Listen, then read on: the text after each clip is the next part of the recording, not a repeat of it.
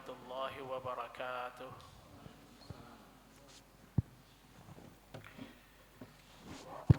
Alhamdulillah, alhamdulillahilladzi arsala rasulahu bilhuda wa dinil haq liyudhhirahu 'ala ad-dini kullihi walau karihal musyrikun.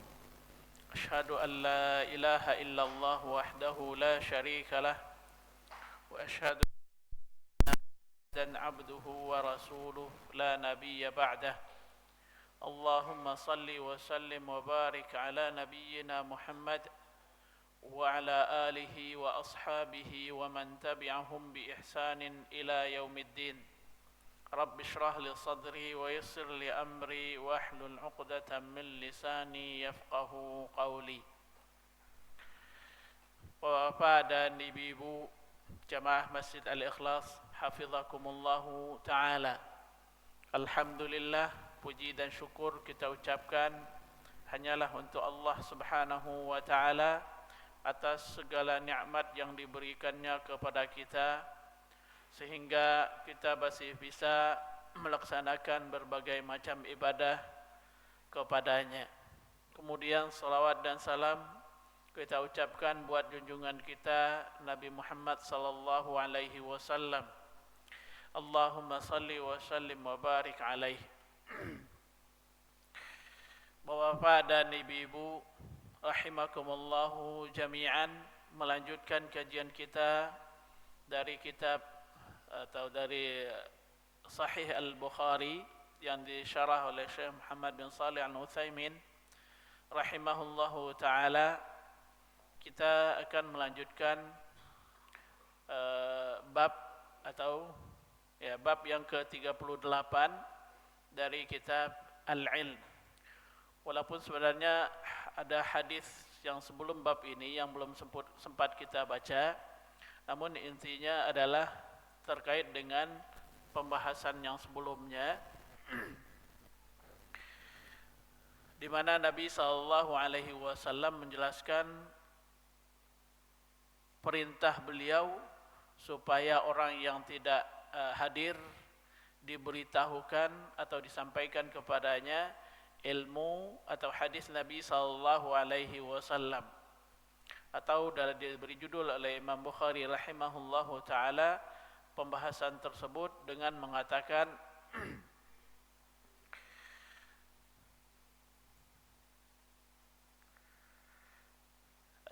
bab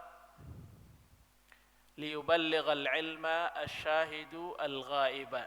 Hendaklah orang yang melihat atau mendengar menyampaikan ilmu tersebut kepada orang yang tidak hadir atau orang yang gaib. Hadis yang disampaikan oleh Imam Bukhari, hadis kedua dalam bab tersebut adalah terkait hadis yang disampaikan oleh Nabi sallallahu alaihi wasallam pada Haji Wada, dan itu pembahasan hadis tersebut juga sudah pernah kita sampaikan dahulu. Makanya pada pertemuan kali ini kita akan langsung ke bab yang ke-38, hadis yang ke-106 sampai 109 yang ditulis di buku ini berurutan karena memiliki makna yang sama, yang diberi judul oleh Imam Bukhari babu itsmi man kadzaba 'alan nabi sallallahu alaihi wasallam. Bab yang menjelaskan tentang dosa bagi orang yang berbohong atas nama Nabi sallallahu alaihi wasallam. Pembahasan ini sangat penting bagi kita semua, apalagi di era medsos sekarang, di mana orang dengan gampangnya atau mudahnya menyebarkan hadis-hadis yang tidak diketahui kesahihannya. Ya, hadis-hadis yang tidak diketahui kesahihannya, entah itu dalam rangka memotivasi orang untuk beribadah ataupun dalam rangka tujuan-tujuan lainnya. Maka kita sebagai orang yang sudah sedikit banyak mengerti tentang ilmu agama perlu mewaspadai hal ini, karena ada ancaman dari Nabi sallallahu alaihi wasallam kepada orang yang sengaja menyebarkan kebohongan atas nama Nabi sallallahu alaihi wasallam dengan mengatakan misalnya hadis ini sahih, atau dengan menyebarkan seolah-olah hadis itu sahih padahal dia bukan merupakan hadis Nabi sallallahu alaihi wasallam. Baik, kita baca terlebih dahulu bab yang ke-38. Fadhal. قال مؤلف رحمه الله تعالى ونفعنا بعلوم وعلوم مشايخنا في الدارين أمين. باب إثم من كذب على النبي صلى الله عليه وسلم. حدثنا علي بن الجعد قال أخبرنا شعبة قال أخبرني منصور قال سمعت ربعي بن حراش يقول سمعت علي يقول قال النبي صلى الله عليه وسلم لا تكذب علي فإنه من كذب علي فليلج النار. حدثنا أبو الوليد قال حدثنا شعبة عن جامع بن شداد عن آمر بن عبد الله بن الزبير عن أبيه قال قلت للزبير إني لا أسمعك تحدث عن رسول الله صلى الله عليه وسلم كما يحدث فلان وفلان. قال أما إني لم أفارقه ولكن سمعته يقول من كذب علي فليتبوأ مقعده من النار. حدثنا أبو معمر قال حدثنا عبد الوارث عن عبد العزيز قال أنس إنه لا يمنعني أن أحدثكم حديثا كثيرا أن النبي صلى الله عليه وسلم قال من تعمد علي كذبا فليتبوأ مقعده من النار. حدثنا مكي بن إبراهيم قال حدثنا يزيد بن أبي عبيد عن سلامة قال سمعت النبي صلى الله عليه وسلم يقول من يقول علي ما لم أقل فليتبوأ مقعده من النار. Ya, ini ada 4 hadis yang memiliki makna yang sama atau sangat mirip sekali.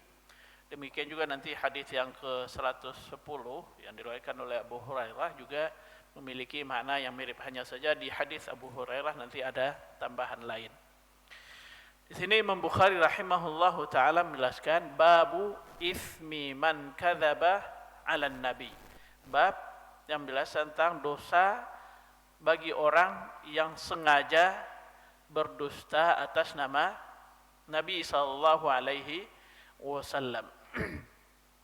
Walaupun di dalam hadis yang kita baca atau yang barusan dibaca tadi itu tidak ada secara tegas disebutkan bahwasanya orang yang berdusta atas nama Nabi sallallahu alaihi wasallam berdosa, ya, enggak ada disebutkan secara tegas.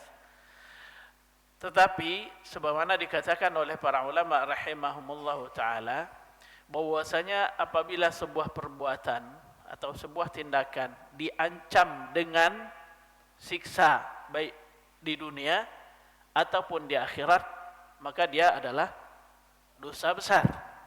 Ya, dia termasuk dosa besar. Makanya Imam Bukhari di sini mengambil kesimpulan langsung karena adanya ancaman dari Nabi sallallahu alaihi wasallam kepada orang yang sengaja berdusta atas nama Nabi SAW. Apa ancaman? Ancamannya dia menyiapkan tempat tinggalnya di neraka. Berarti orang yang sengaja berdusta atas nama Nabi SAW, maka dia akan masuk ke dalam neraka. Bahkan Nabi mengatakan falyatabawwa maq'adahu. Para ulama menjelaskan bahwasanya makna dari falyatabawwa maq'adahu hendaklah dia mempersiapkan tempat tinggalnya, sakanahu, tempat tinggalnya. Berarti dia akan menetap di neraka. Walaupun nanti dikatakan bahwasanya di sini perintah di sini apakah dalam bentuk berita. Jadi artinya bukan hendaklah dia menyiapkan tempat tinggalnya di neraka, bukan, tapi dia berarti menyiapkan tempat tinggalnya di neraka. Ya, itu namanya nanti istilahnya perintah yang bermakna khabar. Ya, perintah tapi isinya adalah dalam bentuk informasi. Jadi seolah-olah Nabi SAW mengatakan siapa yang sengaja berdusta atas nama Nabi SAW, maka berarti dia sudah menyiapkan tempatnya di neraka. Itu namanya dalam uslub atau tata bahasa Arab, perintah, dia perintah kan falyatabawa, itu perintah, tapi dipahami sebagai sebuah berita, ya, sebuah kabar. Nanti juga Syekh akan memberikan contoh di sini, contoh lainnya misalnya dari ayat Al-Qur'an, Allah Subhanahu wa taala mengatakan wal mutallaqatu yatarabbasna bi anfusihinna thalathata quru. Orang-orang yang ditalak, wanita-wanita yang ditalak, hendaklah dia ini berarti sebaliknya, berita yang berarti perintah, ya, berita yang berarti perintah. Nanti ada lagi perintah yang berarti khabar, misalnya ketika kita berdoa kepada Allah Subhanahu wa taala, dalam ucapan kita ketika nama Nabi sallallahu alaihi wasallam disebutkan, ini berita dalam bentuk dalam berarti perintah atau doa juga. Sallallahu alaihi wasallam itu adalah khabar yang berarti perintah, perintahnya doa, ya, karena perintah itu tergantung siapa yang diperintah. Kalau sama sederajat namanya perintah, kalau kepada yang lebih tinggi namanya iltimas, kalau kepada Allah namanya doa, walaupun kalimatnya semuanya kalimat perintah. Tapi di sini sallallahu alaihi wasallam tidak ada perintahnya, tapi dia dalam bentuk khabar. Jadi antara khabar dan insya, ini uslub bahasa, ya. Antara khabar dan insya atau antara khabar berita dengan perintah dalam uslub bahasa Arab itu bisa saling menggantikan, ya. Kadang kalimatnya bentuknya perintah tapi maksudnya adalah menyampaikan berita, atau kadang maksudnya adalah kalimatnya dalam bentuk kalimat berita tapi maksudnya adalah perintah. Nah, di sini Nabi sallallahu alaihi wasallam tidak secara tegas tadi mengatakan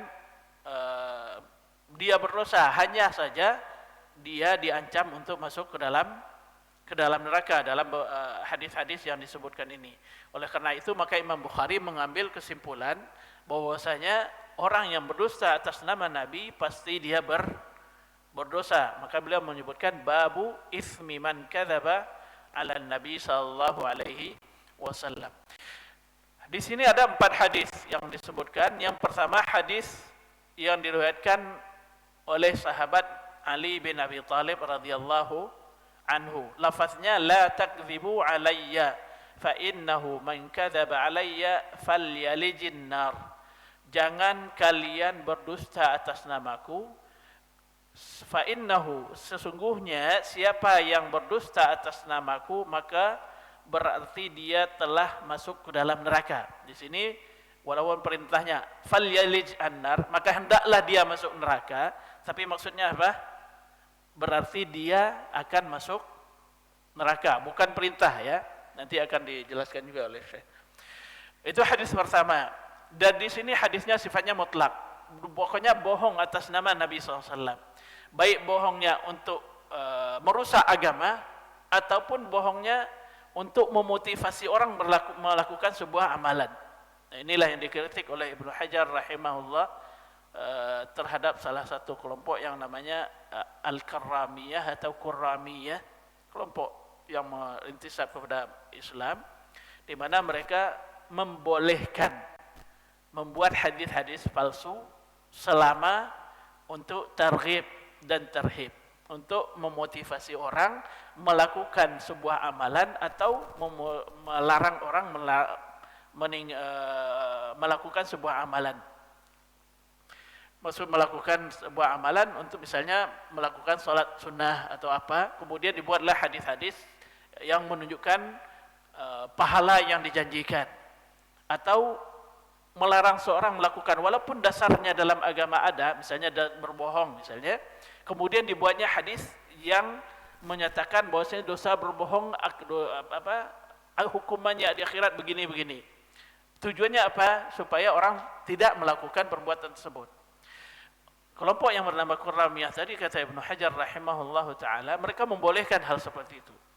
Tapi kalau kita lihat hadis-hadis Nabi sallallahu alaihi wasallam, maka kita akan mendapati apapun bentuk bohong, selama itu disengaja, sebagaimana disebutkan nanti di hadis yang ketiga, selama itu disengaja maka itu adalah perbuatan dosa.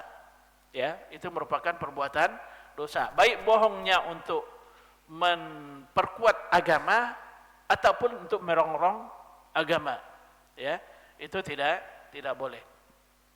Di hadis kedua yang diriwayatkan oleh Zubair bin Awam, ya, Zubair bin Al-Awam radhiyallahu anhu, di mana anak beliau yaitu Abdullah bin Zubair bertanya kepada Zubair bin Awam. Dia tahu bahwasanya Zubair bin Awam sangat dekat dengan Nabi SAW, sahabat yang boleh dikatakan sebahagian besar waktunya bersama Nabi.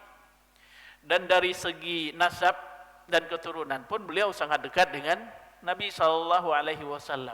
Kemudian juga dalam hubungan pernikahan pun beliau sangat dekat dengan Nabi SAW. Ya, kita tahu bahwasanya Asma yang menjadi istri dari Zubair bin Awam merupakan saudari dari Aisyah radhiyallahu anha. Dan hubungan persaudaraan antara Abdullah bin Zubair dengan antara Zubair bin Awam dengan Nabi SAW dijelaskan oleh Ibnu Hajar rahimahullahu taala. Nah, mengingat kedekatan beliau tersebut, maka anak beliau Abdullah bin Zubair bertanya dengan mengatakan, inni la asma'uka tuhadditsu an Rasulillah sallallahu alaihi wasallam kama yuhadditsu fulan wa fulan. Beliau Abdullah bin Zubair bertanya kepada ayahnya, aku tidak mendengarmu menyampaikan hadis Nabi sallallahu alaihi wasallam sebagaimana yang disampaikan oleh si fulan dan fulan. Maksudnya tidak banyak meriwayatkan hadis dari Nabi sallallahu alaihi wasallam, padahal beliau sangat dekat dengan Nabi. Apa kata beliau? Kata Zubair bin Awam, amma inni lam ufariquhu. Kata beliau, ketahuilah saya enggak pernah berpisah dengan Nabi. Maksudnya di sebahagian besar waktunya, ya. Karena kalau dikatakan tak bisa pernah berpisah dengan Nabi sama sekali juga enggak. Tapi sebahagian besar waktu beliau bersama Nabi, tidak berpisah dengan Nabi. Sebab Zubair bin Awam setelah masuk Islam, beliau tidak hijrah bersama Nabi, tidak bersama Nabi SAW hijrah, kan? Yang hijrah adalah Abu Bakar. Kemudian juga Zubair bin Awam pernah hijrah ke Habasyah, ya, dan Nabi SAW tidak ikut ke Habasyah. Jadi maksudnya di sini adalah sebahagian besar waktu beliau bersama Nabi SAW. Walakin sami'tuhu yaqul, hanya saja saya mendengar Nabi SAW bersabda. Ini alasan beliau kenapa beliau tidak banyak menyampaikan hadis Nabi SAW. Kalaulah seandainya beliau ingin menyampaikan semuanya, pasti riwayat yang dari beliau pun sangat banyak. Alasan beliau, karena Nabi SAW bersabda, man kadzaba alayya falyatabawwa maq'adahu minan nar. Siapa yang berdusta atas namaku, maka hendaklah dia menyiapkan tempatnya di neraka, atau pasti dia telah menyiapkan tempatnya di neraka. Jadi mirip dengan hadis sebelumnya. Nah, ini alasan beliau kenapa beliau tidak banyak meriwayatkan hadis, ya, karena khawatir beliau tidak meriwayatkan sesuai dengan lafaz Nabi SAW. Dan juga sebagian ulama mengatakan alasan ini beliau sampaikan karena biasanya orang kalau banyak mengucapkan sesuatu, kemungkinan untuk salahnya itu besar, semakin besar. Maka itu alasan beliau. Dia khawatir akan menyampaikan suatu hal yang salah yang tidak diucapkan oleh Nabi SAW. Kemudian hadis yang ketiga diriwayatkan oleh Anas bin Malik. Ya, diriwayatkan oleh Anas bin Malik. Beliau juga menjelaskan, ya, Anas bin Malik termasuk sahabat yang lumayan banyak meriwayatkan hadis Nabi SAW. Hanya saja dari yang sekian banyak itu, kalau dibandingkan dengan hadis yang beliau dengar dari Nabi SAW, itu tidak seberapa. Karena alasan yang sama dengan alasan yang disampaikan oleh Az-Zubair bin Al-Awwam.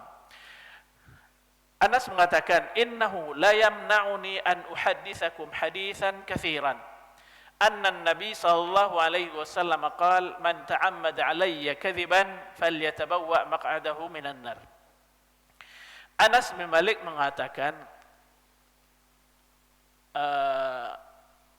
sesuatu yang melarangku dari menyampaikan hadis yang banyak kepada kalian adalah, kata beliau, karena Nabi SAW bersabda, siapa yang sengaja berdusta atas namaku, maka hendaklah dia menyiapkan tempatnya di neraka. Atau berarti dia telah menyiapkan tempatnya di neraka. Mirip dengan hadis Zubair bin Al-Awwam tadi. Hanya saja di sini Anas bin Malik menggunakan lafaz man ta'ammada, sengaja, orang yang sengaja.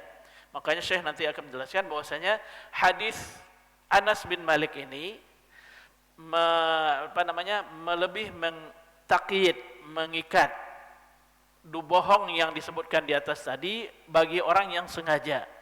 Sebab kalau di hadis di atas tadi berarti masuk di dalamnya orang yang sengaja dan orang yang tidak sengaja. Ya, hadis dari Ali tadi, la takdzibu alayya man fa innahu man kadzaba alayya falyalis annar. Jangan berbohong atas namaku, karena siapa yang berbohong atas namaku berarti dia masuk neraka. Di sini tidak dijelaskan apakah dia bohongnya itu karena dia sengaja atau tidak disengaja. Kan ada juga orang dia mengira itu hadisnya sahih padahal tidak sahih, ya. Itu namanya dia tidak sengaja. Walaupun perlu sebenarnya sebagai seorang muslim perlu kehati-hatian. Tapi anggaplah dia tidak sengaja seperti itu. Dia mengira itu sahih padahal dia tidak sahih atau dia mungkin palsu. Nah, dalam kondisi demikian apakah dia masuk neraka juga? Kalau kita hanya berpatokan dengan hadis Ali dan hadis Zubair berarti iya. Berarti dia masuk neraka. Makanya di hadis yang ke-108 atau hadis yang diriwayatkan oleh Anas ini dalam istilah usul fikihnya ditakyid, ya, dibatasi, yang masuk neraka itu adalah orang yang sengaja berdusta atas nama Nabi sallallahu alaihi wasallam. Kemudian di hadis yang ke-109 yang diriwayatkan oleh Salamah bin Aqwa, ya, Salamah bin Aqwa. Beliau meriwayatkan lafaznya man yaqul alayya ma lam aqul falyatabawwa maq'adahu minan nar. Siapa yang mengucapkan atas nama saya sesuatu yang tidak saya ucapkan, kata Nabi, maka dia berarti menyiapkan tempatnya di neraka. Ya, jadi keempat hadis ini mirip semuanya, hanya saja perbedaannya di Anas tadi dikhususkan untuk orang yang sengaja berdusta atas nama Nabi sallallahu alaihi wasallam. Kemudian ada mungkin beberapa faedah dari kajian ilmu hadisnya. Di hadis yang diriwayatkan oleh Az-Zubair bin Awwam tadi, itu hadis yang diriwayatkan oleh istilahnya dalam istilah sanad, tabi'i meriwayatkan hadis dari seorang tabi'i yang lain. Kemudian tabi'i yang kedua meriwayatkannya dari sahabat. Sahabat juga meriwayatkan dari sahabat yang lain. Jadi ada dua orang tabi'in, ada dua orang sahabat. Di sini Imam Bukhari meriwayatkannya itu dari Jami' bin Shaddad. Itu dia seorang tabi'i. Kemudian Jami' bin Shaddad meriwayatkan dari Amir bin Abdullah bin Zubair. Amir juga seorang tabi'i, tidak bertemu dengan sahabat, tidak bertemu dengan Nabi SAW. Itu dua orang tabi'i. Sementara Abdullah bin Zubair seorang sahabat. Beliau meriwayatkannya dari Zubair bin Awam, bapaknya. Jadi dua-duanya sahabat yang anak meriwayatkan dari bapak. Itu di istilahnya di dalam ilmu hadis itu riwayatul abna anil aba. ya, seorang anak meriwayatkan dari bapak. Kemudian ada lagi nanti hadis seorang cucu meriwayatkan dari kakek, ya, seorang cucu dari kakek. Itu salah satu lataif istilahnya, keganjilan, bukan keganjilan, kespesialisasian sebuah sanad. Kemudian di hadis yang ke-109, ya, di hadis yang ke-109, yaitu hadis yang diriwayatkan oleh Imam Bukhari dari Makki bin Ibrahim, dari Yazid bin Abi Ubaid, dari Salamah bin Aqwa' ini, ya. Itu merupakan sanad tertinggi untuk Imam Bukhari, di mana beliau meriwayatkan hadis antara beliau dengan Nabi cuma 3 orang. Antara beliau dengan Nabi cuma 3 orang. Jadi sanad tertinggi untuk Imam Bukhari adalah istilahnya dalam ilmu hadis sulasi, ya, sulasi al-Bukhari. 3 orang yang menjadi perantara antara Imam Bukhari dengan Nabi sallallahu alaihi wasallam. Di sini disebutkan siapa? Makki bin Ibrahim, kemudian Yazid bin Abi Ubaid, kemudian Salamah bin Aqwa. Ibnu Hajar rahimahullah taala menyebutkan bahwasanya ini merupakan sulasi, ya.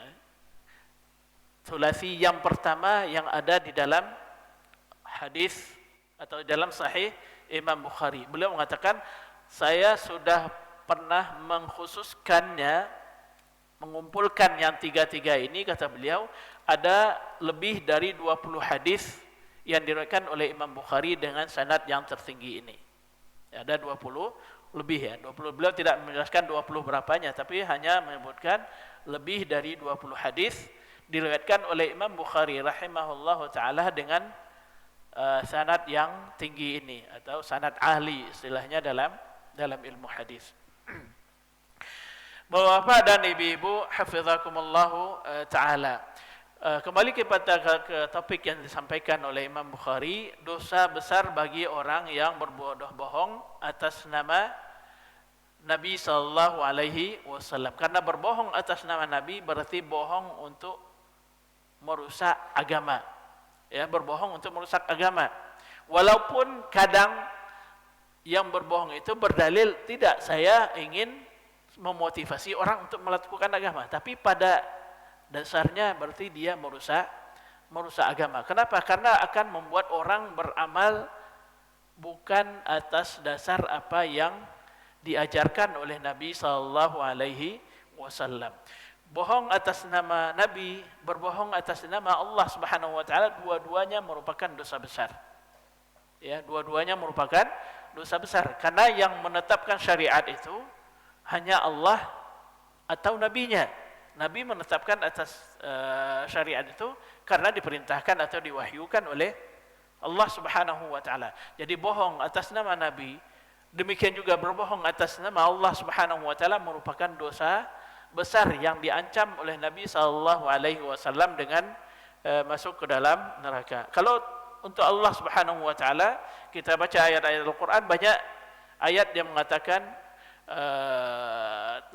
dengan mengungkapkan siapa yang berbohong atau membuat kebohongan atas nama Allah Subhanahu wa taala. Misalnya di sini disebutkan oleh Syekh nanti di dalam surah Al-An'am ayat 93. Wa man azlamu mimman iftara 'ala Allahi kadziban. Siapa yang lebih zalim, atau arti lainnya tidak ada yang lebih zalim, ya, dari orang-orang yang membuat atau melakukan kebohongan atas nama Allah Subhanahu wa taala. Ini kalau kita telusuri ayat Al-Qur'an dengan lafaz yang sama atau mirip dengan itu, karena dalam beberapa lafaz disebutkan oleh Allah Subhanahu wa taala dengan mengatakan faman, bukan waman.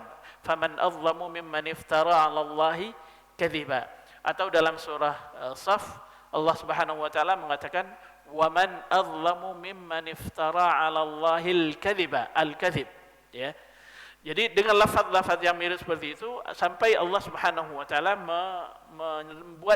menyampaikannya dalam 9 ayat kalau saya enggak salah hitung, semuanya diancam oleh Allah Subhanahu wa taala sebagai orang yang zalim, sebagai orang zalim.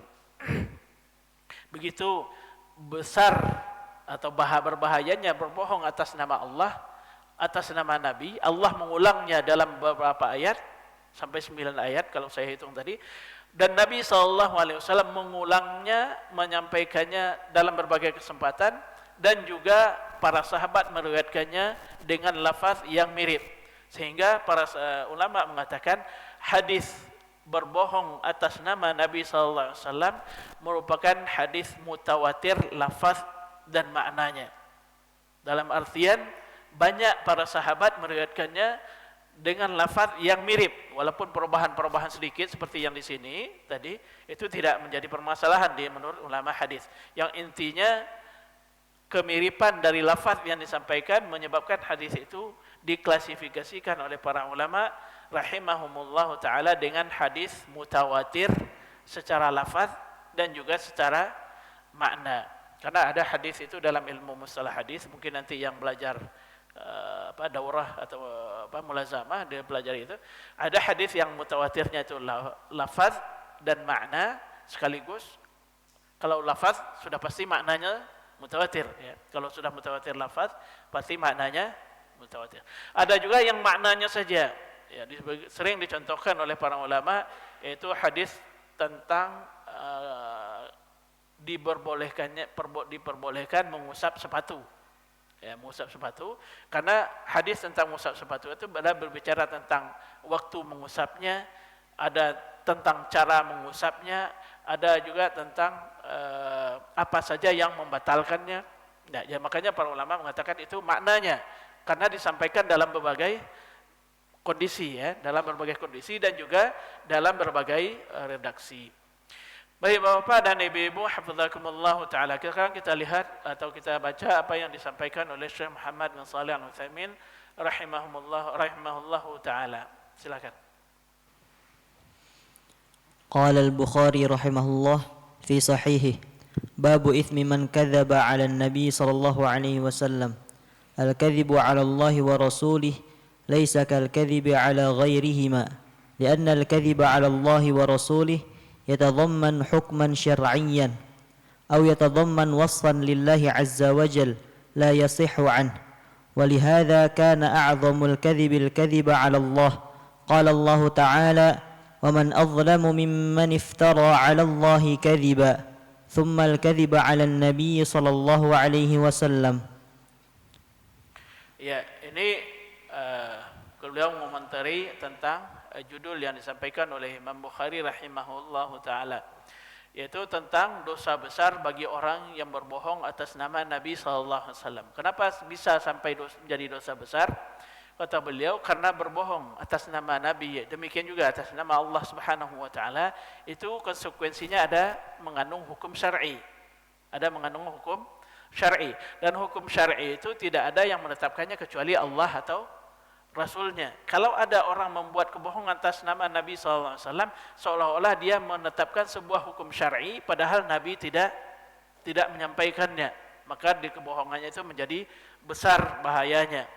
Atau kata beliau, bisa jadi hadis yang dibuat-buat itu atau hadis yang berisi kebohongan itu merupakan hadis yang bercerita tentang Allah Subhanahu wa taala. Kalau bercerita tentang Allah Subhanahu wa taala, berarti bisa jadi itu akan mengandung salah satu sifat Allah yang mana Allah tidak pernah menyebutkannya dan Nabi juga tidak pernah menyampaikannya. Berarti juga salah satu kebohongan atas nama Allah Subhanahu wa taala yang sangat besar dosanya. Jadi makanya beliau mengatakan salah satu dosa yang paling besar itu adalah berbohong atas nama Allah, kemudian berbohong atas nama Nabi sallallahu alaihi wasallam. Nah, ini ayat yang kita bacakan tadi tentang pengingkaran dari Allah Subhanahu wa taala terhadap orang yang berbohong atas namanya. Lanjutkan. Wal kadhibu 'ala an-nabi sallallahu alaihi wasallam fi asy-syari'ati kal kadhibi 'ala Allah sawa'. لأن الكاذب على الرسول في الشريعة يريد أن يثبت شيئا على أنه شريعة من شرائع الله وليس كذلك. Ya, Ini alasan juga kenapa berbohong atas nama Nabi sama juga berbohong dengan atas nama Allah Subhanahu wa taala. Kenapa? Karena intinya adalah menetapkan syariat, ya, menetapkan ajaran untuk ajaran Islam, ya. Kalau seorang berbohong atas nama Rasul terkait syariat Nabi sallallahu alaihi wasallam, berarti dia sudah berbohong atas nama Allah Subhanahu wa taala. Makanya kedua-duanya dianggap sebagai dosa besar. Lanjut. أما الكذب على من سواهما فيختلف فالكذب على علماء الشريعة ليس كالكذب على غيرهم من العلماء أو من غير العلماء لأن الكذب على علماء الشريعة يشبه الكذب على رسول الله صلى الله عليه وسلم من حيث إنه يريد أن يثبت بما نقله عن العلماء شريعة ليست من شرائع الله وبعد ذلك كلما كان الكذب أعظم ومفسدته أكبر كان أشد إثما. Ya, selanjutnya beliau menyampaikan di sini bahwasanya berbohong kepada selain Allah dan selain Nabi sallallahu alaihi wasallam itu berbeda dosanya. Namun intinya yang namanya bohong pasti berdosa. Ya, namanya berbohong pasti berdosa. Hanya saja tergantung atas nama siapa dia berbohong. Kalau atas nama seorang alim dan kebohongannya itu terkait ilmu agama, maka berarti dia mirip dengan berbohong atas nama Allah. Karena bisa jadi orang akan beramal sesuai dengan pendapat alim tersebut. Karena dia menyangka bahwasanya alim tersebut menukilkan atau menyampaikan ucapan tersebut berdasarkan dalil, walaupun dia tidak tahu dalilnya. Jadi beliau mengatakan di sini, kalau terkait syariat Nabi SAW, maka itu dosanya termasuk dosa yang besar juga, walaupun tidak sebesar dosa kepada berbohong atas nama Nabi SAW. Kemudian bisa juga dilihat dari sisi lain, semakin besar madarat atau mudarat dari dosa tersebut atau efeknya semakin besar, maka dosa pun akan semakin besar. Ya, rentetan dari atau akibat dari dosa tersebut, apakah dia banyak efeknya atau sedikit, itu juga berpengaruh terhadap kebesaran dosa yang didapat oleh pelakunya. Baik, kita dengar azan terlebih dahulu sebelum kita lanjutkan insyaallah.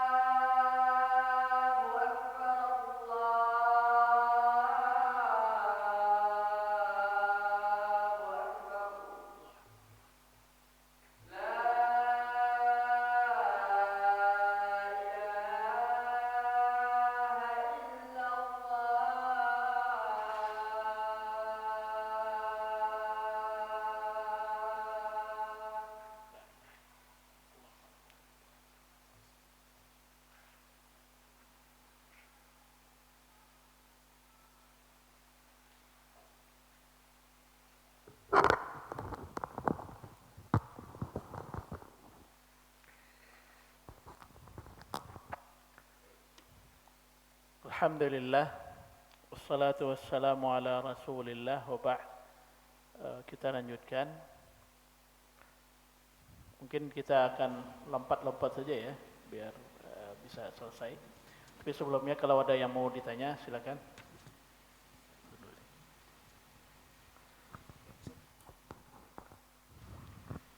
Assalamualaikum warahmatullahi wabarakatuh. Assalamualaikum. Izin bertanya Ustaz, jika seseorang ingin menyampaikan terhadap di depan matanya misalnya ada suatu perbuatan maksiat atau dia ingin memotivasi orang dengan perbuatan ibadah Ustaz. Misalnya perbuatan maksiatnya riba atau ibadahnya tadi tentang menuntut ilmu, tapi dia lupa hadisnya Ustaz, keutamaannya atau dia berapa kali tingkat derajat pahalanya atau berapa kali lebih parahnya dosa riba itu dibandingkan dosa yang lainnya gitu Ustaz. Nah, kalau dia lupa atau dia salah menyebutkan, apa itu dikategorikan dia berbohong Ustaz? Atas nama Dia lupa Rasul. hadisnya, dia sampaikan nggak? Dia sampaikan, tapi salah atau dia lupa kayak gitu Ustaz. Pokoknya lebih parah dari sekian kali Tapi berzina misalnya. inti Secara makna isinya benar. sama. Secara maknanya benar ya Ustaz. Ya, untuk hal yang seperti ini, para ulama rahimahumullah ta'ala, karena dia nggak ingat lafaznya atau terjemahannya mungkin nggak ingat, di bagian awal atau di bagian akhir dari hadis yang mau dikutipnya itu dikatakan, atau sebagaimana dikatakan Nabi, ya, sebagaimana dikatakan Nabi, atau dia katakan diriwayatkan dalam hadis gitu. Tidak masalah seperti itu, karena dia ingat inti dari hadisnya, hanya saja lafaznya tidak ingat, maka itu tidak masalah. Ya, bukan dianggap sebagai berbohong, karena dia bukan menyampaikan hadis, tapi dia menyampaikan inti dari hadis itu sendiri. Ya. Jadi jangan dikatakan bahwasanya Nabi mengatakan begini, bukan seperti itu ya. Jangan dikatakan Nabi, apalagi kalau Nabi kan pasti berbahasa Arab menyampaikannya. Tapi walaupun demikian, kalau misalnya arti hadisnya itu berarti seolah-olah kita mengatakan bahwasanya memang Nabi mengucapkan seperti itu, walaupun diterjemahkan di dalam bahasa kita atau bahasa Indonesia. Makanya sebaiknya kalau kita tidak hafal artinya atau tidak hafal lafaznya, namun intinya kita paham, dikatakan atau sebagaimana diucapkan oleh Nabi SAW. Itu solusi yang disampaikan oleh para ulama, atau dikatakan diungkapkan dengan sigat tamrid namanya. Sigat tamrid itu dengan mengatakan diriwayatkan, bukan kita menjazam, bukan memastikan itu lafaz Nabi SAW. Ya Pak, bagus. Ustadz, ini 2 minggu lalu saya Jumatan di Jatinegara. Khotibnya itu khotbahnya bagus, menarik itu ya, nggak bikin ngantuk lah. Tapi beliaunya itu menyampaikan hadis tentang bulan Sya'ban. Bulan Sya'ban. Hadisnya itu mengatakan gini, bahasa Indonesianya Ustaz ya. Bulan Rajab adalah bulannya Allah, bulan Sya'ban bulanku, bulan Rasul, dan bulan Ramadan adalah bulan umatku. Sehingga beliau mengatakan, yuk kita perbanyak sholawat di bulan Sya'ban. Perbanyak Sholawat di salawat. Sya'ban. Terus pulang selesai, saya pikir kok beda dengan yang khotbah di Al-Ikhlas gitu kan, itu. Al-Ikhlas kan banyak puasa gitu kan. Saya tak cek di AI, ternyata palsu Ustaz. Justru palsu, katanya palsu di AI, palsu. Nah ini kan masih yakin waktu itu bener gitu kan, nggak palsu ini dia sampaikan. Kalau dia tahu palsu nggak, yakin itu hadis nggak palsu ini, tapi palsu gitu. Masih. Nah itu yang diancam oleh Nabi SAW. Walaupun kita husnuzan kepada dia menganggap itu hadisnya sahih. Bukan tidak terlusuri, tapi dia dalam persepsinya dia hadis sahih. Karena sebagian dari kita juga kadang karena meyakini apa yang disampaikan oleh ulama yang jadi panutan kita. Ya, apakah kita tidak tahu juga apakah ulama yang jadi panutan itu sudah meng-cross check hadisnya sahih atau tidak. Nah, ini yang dikhawatirkan, dia termasuk orang yang diancam. Walaupun ya, orang yang salah dia dalam mengungkapkan. Salah itu apa? Dia mengira itu benar, padahal dia tidak benar, kan gitu. Tapi kalau dia yang diancam, yang benar-benar diancam adalah orang yang yakin itu bukan hadis, kemudian dia sampaikan itu sebagai sebuah hadis. Makanya di dalam lafaz tadi, lafaz Anas, ta'ammada, sengaja dia menyampaikan sesuatu yang berarti dia tahu itu salah, bukan hadis.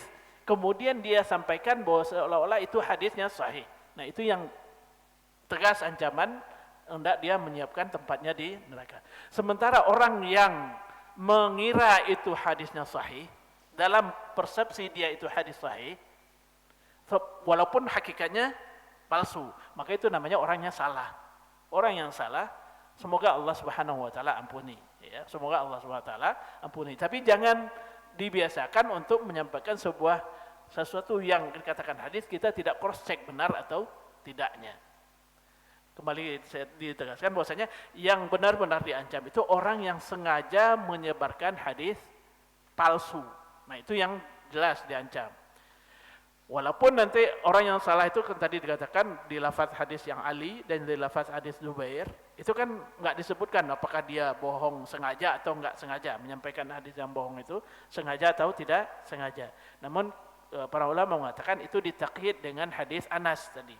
Bahwasanya yang benar-benar diancam itu adalah orang yang sengaja menyebarkan hadis itu palsu, hadis palsu tersebut. Dalam artian kalau dia katakan sengaja apa? Dia tahu bahwasanya itu hadisnya palsu, kemudian dia tetap sebarkan. Nah, bagi orang yang tidak tahu itu hadisnya palsu, semoga Allah ampuni. Cuman dikhawatirkan kalau keseringan dia menganggap semua yang hadis yang palsu itu pun nanti hadis yang sahih karena dia tidak mau meng-cross-checknya. Wallahu a'lam. Baik, lanjut dibaca di halaman atau langsung aja ya, biarkan karena waktu kita sedikit, nggak usah dibaca lagi. Di sini Syekh menyebutkan di halaman yang ke-283, wa makna kadzaba alai, makna atau maksud berbohong atas nama Nabi itu apa saja? Yang pertama kata beliau, kata Syekhnya, nasaba ilaihil qawla wa huwa kadzibun. Yang pertama menisbahkan sebuah ucapan atas nama Nabi SAW, seolah-olah Nabi SAW mengatakan, padahal dia tahu Nabi tidak mengatakan itu. Itu berarti dia bohong atas nama Nabi. Au nasaba ilaihil fi'l, atau dia menisbahkan sebuah perbuatan kepada Nabi, seolah-olah dia mengatakan saya melihat Nabi melakukan ini. Ya, saya melihat Nabi melakukan ini, padahal dia tidak melihat Nabi melakukan itu. Atau Nabi tidak pernah melakukan hal itu, maka itu termasuk bohong. Bohongnya jadi dalam bentuk perbuatan yang disandarkan ke Nabi SAW. Au nasaba ilaihil iqrar, atau dia menisbahkan kepada Nabi SAW persetujuan perbuatan yang dilakukan oleh salah seorang sahabat. Jadi misalnya dia katakan Nabi melihat sefulan melakukan perbuatan ini dan Nabi tidak melarangnya. Berarti kalau tidak melarang berarti boleh.